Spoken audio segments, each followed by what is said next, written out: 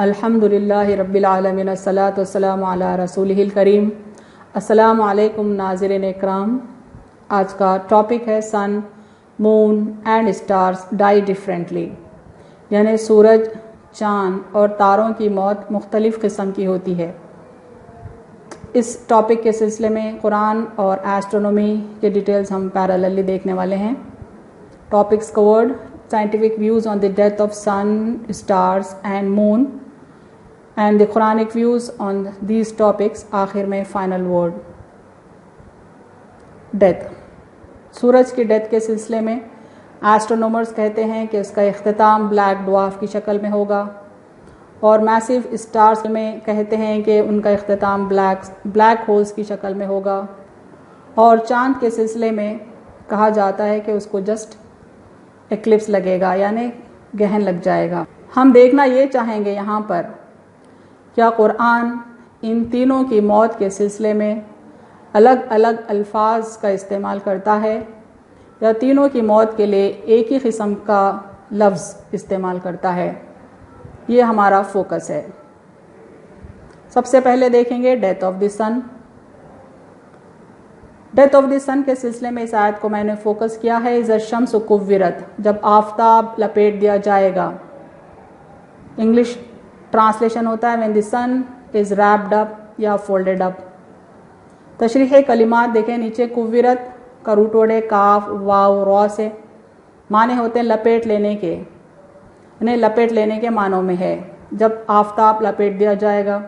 English میں غور کریں، دو قسم کے الفاظ استعمال ہوئے ہیں، ایک ریپڈ اپ اور ایک فولڈڈ اپ۔ یہ دونوں پر بھی ہم توجہ کریں گے۔ سب سے پہلے ریپ کے معنی، کورت جو میں نے ہیڈنگ لکھا ہے اس کے معنی مزید سمجھنے کے لیے میں نے ایسی آیت کو چنا ہے جس میں اسی کے روٹ ورڈ سے بنا دوسرا لفظ استعمال ہو رہا ہے، یکور اللیل علی النہار و یکور النہار علی اللیل۔ دیکھیں یکور اور کورت ایک ہی روٹ ورڈ سے بنے ہیں، معنی ہیں اور وہی رات کو دن پر لپیٹتا ہے اور دن کو رات پر لپیٹتا ہے، اور اسی نے سورج اور چاند کو بس میں کر رکھا ہے۔ He wraps the night over the day and he wraps the day over the night۔ Wrapping کے معنی یہاں پر میں نے پکچرائز کیا ہے، دیکھیں He wraps the night over the day، یعنی دن کا وقت ہے اور رات کو اس سے ڈھانپ رہا ہے، رات لپیٹ رہا ہے، اور جب رات کا وقت ہے تو دن کو اس پر لپیٹ رہا ہے۔ اب ہم سورج کی مختصر تفصیل دیکھیں گے، یعنی سورج کے لائف کے بارے میں سمری دیکھتے ہوئے ہم آگے بڑھیں گے۔ لیفٹ پہ دیکھیں پریزنٹ سن ہے۔ کئی وجوہات ایسے رہیں گے جو ہم نے پچھلے ویڈیوز میں بتا چکے ہیں کہ سورج پھیلتا جائے گا، گرم ہوتا جائے گا اور پھیلتا جائے گا، بے انتہا پھیلے گا، اور وہ ریڈ کلر میں ہوگا۔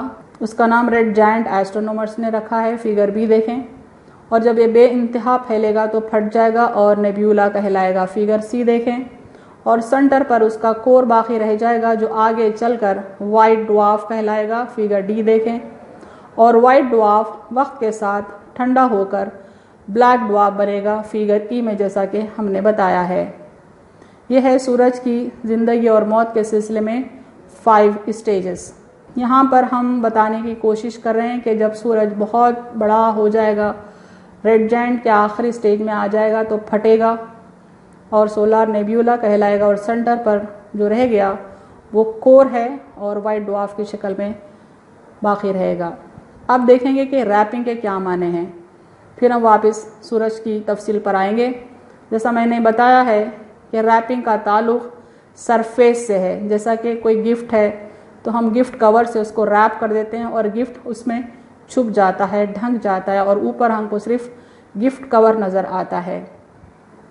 ریپنگ کے معنی میں نے مزید بتایا ہے یہاں پر ان اینیمیشنز میں۔ لیفٹ پہ دیکھیں، ایک گفٹ کور سے گفٹ کو پیک کر دیا گیا تو ہم کو صرف کور نظر آ رہا ہے۔ رائٹ پر بھی دیکھیں کہ کوئی وائٹ آبجیکٹ ہے، اس کو ریپ کیا گیا بلیک کور سے تو پھر صرف بلیک ہی نظر آ رہا ہے۔ اب آتے ہیں سورج کی ریپنگ پر۔ Sun transforms from white dwarf to black dwarf. ابھی میں نے بتایا کہ سورج پھٹے گا تو صرف سینٹرل کور باقی رہے گا وائٹ ڈوارف کی شکل میں، لیفٹ دیکھیں، لیکن وقت کے ساتھ یہ ٹھنڈا ہوتا جائے گا اور اس پر بلیک دھبے نظر آنے شروع ہوں گے جو اس کے ٹھنڈے ہونے کی علامت رہیں گے۔ وقت کے ساتھ ساتھ جب اس کی ٹھنڈک بڑھتی جائے گی تو یہ دھبے بڑھتے بڑھتے اس کی سطح ساری بلیک ہو جائے گی، ایسے جیسے اس کو کسی بلیک کور سے ریپ کیا گیا ہے۔ تو رائٹ پر دیکھیں، جب یہ پوری طرح بلیک ہو جائے گا تو بلیک ڈوارف کہلائے گا۔ اسی کو اللہ تعالیٰ نے فرمایا اذا الشمس کورت، جب سورج لپیٹ دیا جائے گا۔ اور ایک معنی ہے folding up, when the sun is folded up۔ تو فولڈنگ اپ کے کیا معنی ہیں اس کو میں نے سمجھانے کی کوشش کی ہے۔ ابھی تو موجودہ سورج جو رائٹ پر میں نے بتایا ہے اس کا سائز زمین سے بہت زیادہ بڑا ہے۔ موجودہ سورج کا ڈائیمیٹر زمین کے ڈائیمیٹر سے 109 ٹائمز بڑا ہے، اور اس کا والیوم اس قدر بڑا ہے کہ ہماری زمین کے تقریباً 13 لاکھ زمینیں پلانٹ ارتھس اس میں سما سکتے ہیں، اس قدر یہ سورج بڑا ہے۔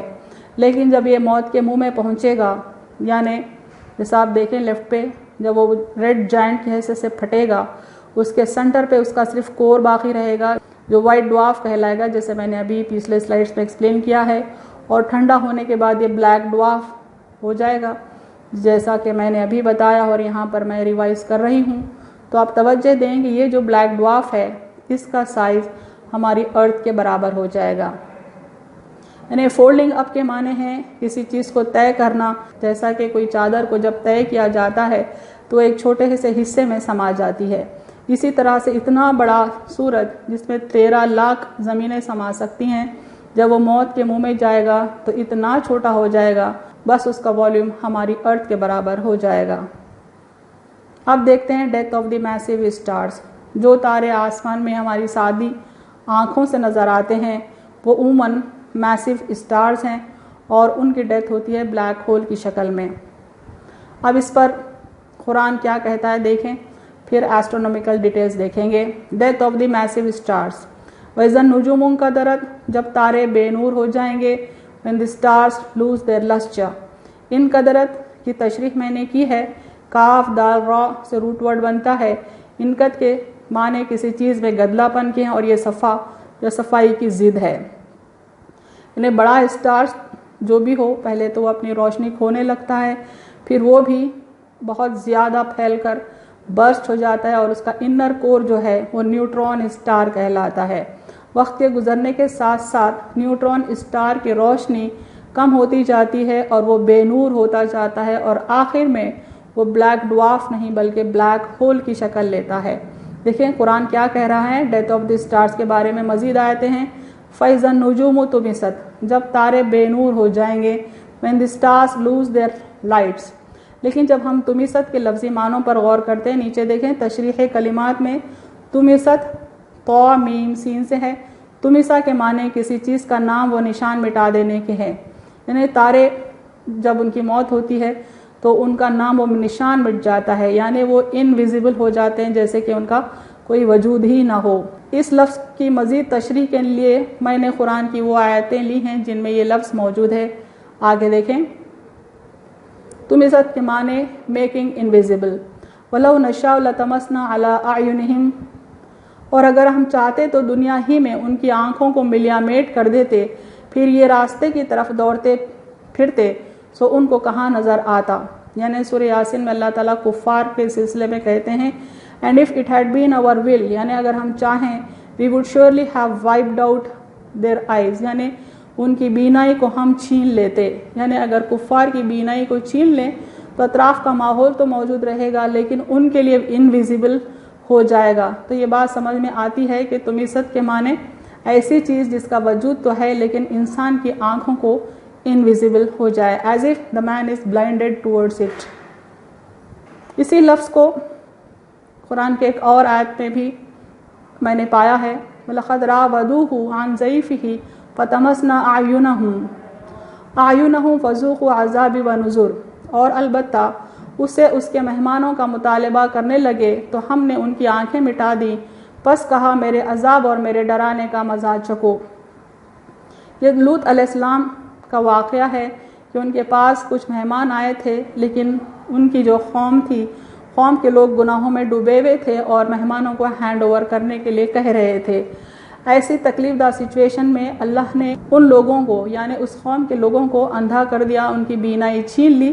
دیکھیں یہاں پر بھی لفظ فتمسنا آیا ہے، انگلش میں ہے and they even sought to snatch away his guests from him but we blinded their eyes، یعنی آنکھوں کی بینائی اللہ نے چھین لی۔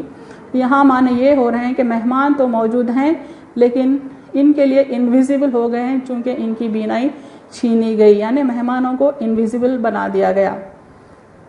تو یہاں پر کہنا یہ چاہتے ہیں ہم کہ death of the massive star جو ہے وہ بلیک ہول کی شکل میں ہوتا ہے، جو موجود تو ہوتا ہے لیکن ہماری سادی آنکھوں کے لیے انویزیبل ہوتا ہے، ہمارے کیمراز کے لیے بھی انویزیبل ہوتا ہے لیکن اس کا وجود ضرور ہے۔ As per astronomy black hole کا ڈیفینیشن ہے a region of space having a gravitational field so intense that no matter or radiation can escape، یعنی اسپیس میں ایک ایسا ریجن ہے جس کی گریویٹیشنل فیلڈ اتنی زیادہ شدید ہے کہ کوئی میٹر یا کوئی روشنی بھی اس سے بچ کر نکل نہیں سکتی، یعنی میٹر اور روشنی کو وہ اپنے اندر جذب کر لیتا ہے۔ ہم جو تصویر میں دیکھ رہے ہیں دراصل اس کے اطراف کا میٹر ہے، روشنی ہے جو وہ جذب کر رہا ہے، سینٹر پر جو ہے وہ بلیک ہول ہے۔ ایک انفارمل ڈیفینیشن بھی میں نے نوٹ کیا ہے a place where money or lost items apparently disappear without trace، یعنی بلیک ہول ایک ایسی جگہ ہے جہاں پر منی یا کوئی ایٹمز اپیرنٹلی ڈسپیئر ہوں، یعنی موجود تو ہوں لیکن آنکھوں کو نظر نہ آئے۔ یہ ایک informal definition of black hole ہے۔ بہرحال یہ دونوں ڈیفینیشن سے بھی پتہ چلتا ہے کہ اس کا وجود تو ہے لیکن ہمارے لیے انویزیبل ہے۔ قرآن کا جو ورڈ ہے لتمسنا، تمسا، تمست، یہ بھی اسی معنوں میں آ رہا ہے۔ بلیک ہولز کے مزید میں نے یہاں پر پکچرز بتائے ہیں، لیفٹ پر بھی دیکھیں، بیچ سے روشنی جاتی ہوئی بتاتے ہیں اس کو تاکہ ہم کو یہ سمجھ میں آئے کہ بلیک ہول ہے۔ ریپریزنٹ کیا جاتا ہے ایک لائٹ بیم سے، رائٹ پر بھی دیکھیں بیچ میں ایک لائٹ بیم ہے اور اطراف میں وہ ماس ہے جو وہ نگلنے کی کوشش کر رہا ہے۔ اور بلیک ہولز اس قدر طاقتور ہوتے ہیں کہ بڑے سے بڑے سٹارز کو بھی وہ نگل جاتے ہیں، جس میں آپ دیکھ سکتے ہیں۔ اب آئیں گے ڈیتھ آف دی مون پر کہ چاند کی موت کیسے ہوتی ہے۔ چاند کی موت کے سلسلے میں تفصیل بتانے سے پہلے ہم یہ بات ریوائز کریں گے کہ چاند کی دراصل حیثیت کیا ہے۔ اللہ تعالیٰ قرآن میں بار بار فرماتے ہیں کہ سورج اور تارے جلتے چراغ ہیں لیکن چاند منیر ہے یعنی ریفلیکٹر ہے۔ تبارک الذی جعل فی السماء بروجا وجعل فیہا سراجا وقمرا منیرا، وہ ذات بہت عالی شان ہے جس نے آسمان میں بڑے بڑے ستارے بنائے اور اس آسمان میں ایک چراغ یعنی آفتاب اور نورانی چاند بنایا۔ اس طرح کی اور بھی آیت ہیں، مثال کے طور پر یہ دیکھیں وجعل القمر فیہن نورا وجعل الشمس سراجا، اور ان میں چاند کو نور کی چیز بنایا اور سورج کو مثل چراغ روشن کے بنایا، یعنی چاند کو اللہ تعالیٰ لفظ منیر اور منیر سے جو لفظ بنتا ہے نور جیسے الفاظ استعمال کیے ہیں، سورج کے لیے سراجا یوز کیا ہے جس کے معنی ہیں چراغ کے۔ اور یہ دیکھیں والذی جعل الشمس ضیاء والقمر نورا، وہی ہے جس نے سورج کو روشن بنایا اور چاند کو منور فرمایا۔ ان الفاظ کی تشریح مختصراً دیکھتے ہوئے ہم آگے جائیں گے۔ تاروں کے لیے اللہ تعالیٰ نے مصابیح کا لفظ استعمال کیا، اس کا واحد مصباح ہے یعنی چراغ۔ سورج کے لیے سراجم وہاجا، اس کا کے الفاظ استعمال ہوئے ہیں معنی جلتا چراغ۔ منیرا چاند کے لیے استعمال کیا گیا ہے، منیرا یعنی منور کیا ہوا، روشن کیا ہوا، یعنی لائک اے ریفلیکٹر۔ چاند قمرم منیرا کہا گیا ہے، چاند جو روشن کیا گیا۔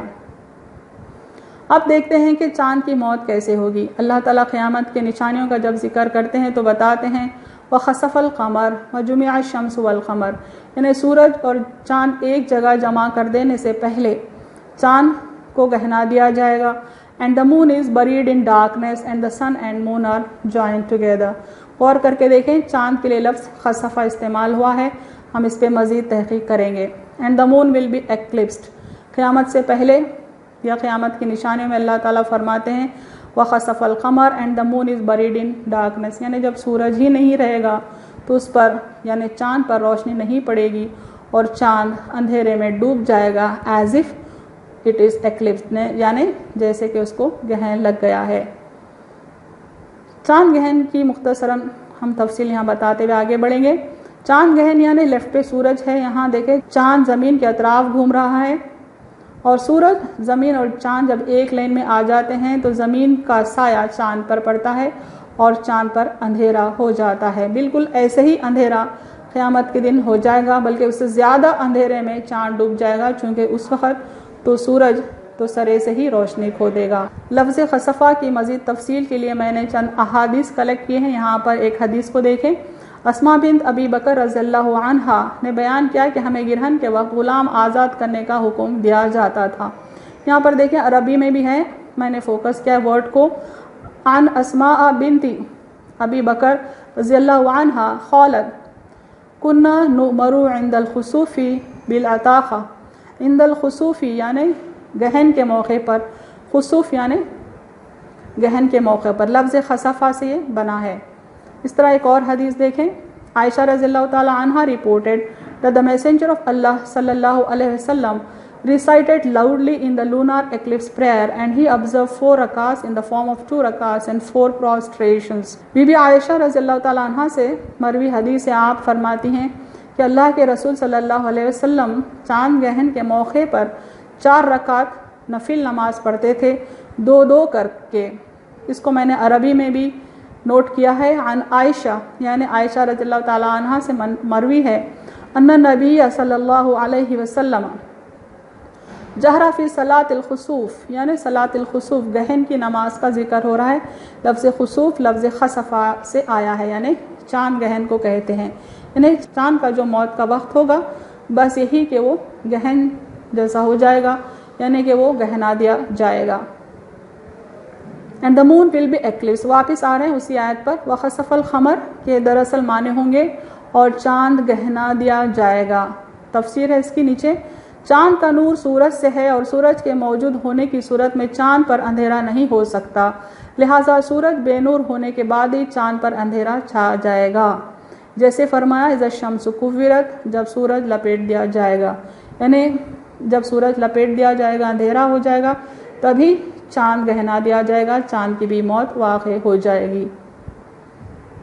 دی فائنل ورڈ بتانا یہ ہے کہ آج سے 1500 سال پہلے انسانوں کو اتنی تعلیم تھی ہی نہیں، ان کی ٹیکنالوجی اتنی ایڈوانس تھی کہ لوگ سمجھتے کہ سورج کی موت مختلف ہوتی ہے، چاند کی مختلف اور تاروں کی موت مختلف ہوتی ہے۔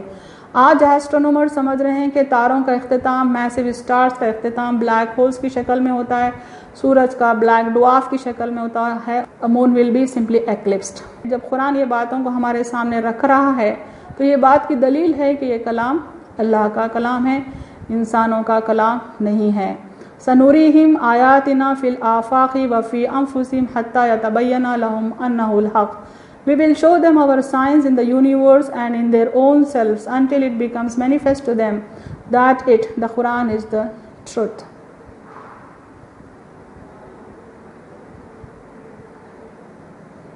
وآخر دعوانا ان الحمد للہ رب العالمین۔